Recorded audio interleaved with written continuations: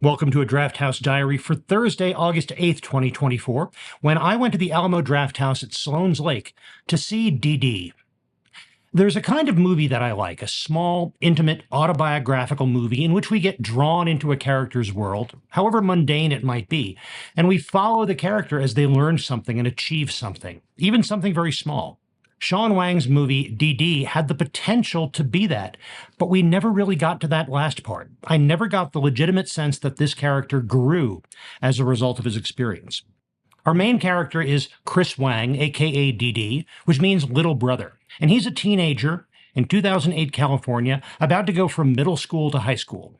And yes, this is a rough time, and like many people that age, Chris is awkward and nervous and embarrassed and embarrassing, and he's played very engagingly by actor Isaac Wang.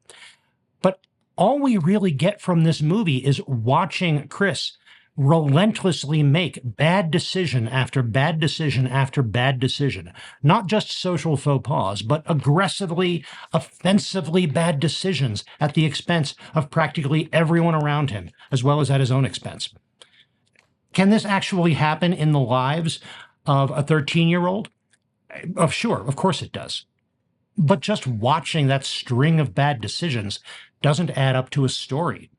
And the eventual heartfelt, tear-jerking conversation with his mother, played very well and powerfully by Joan Chen, and the little glimmer we get in the film's last seconds that maybe Chris has matured a tiny bit, that seems forced and tacked on and really unearned by anything we saw happening in the movie.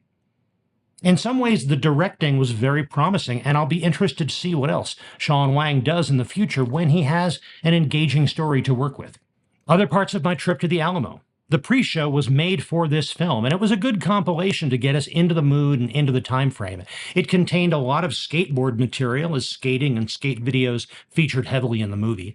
It also had trailers and clips from movies like Superbad and A Walk to Remember and the Joan Chen vehicle Saving Face. And it had a lot of early 2000s YouTube videos, including a bunch curated by Sean Wang as videos that influenced him when he was a California Asian American teenager, like Chris in the movie, and that in turn influenced him in making his film. I did get some food at this visit. I got the Cobb salad with grilled chicken. I've had that plenty of times before, and I know I've talked about it. It's always good. The staff and the theater, well, the staff is always very good at Sloan's Lake. They've always been very friendly, very efficient, very accommodating.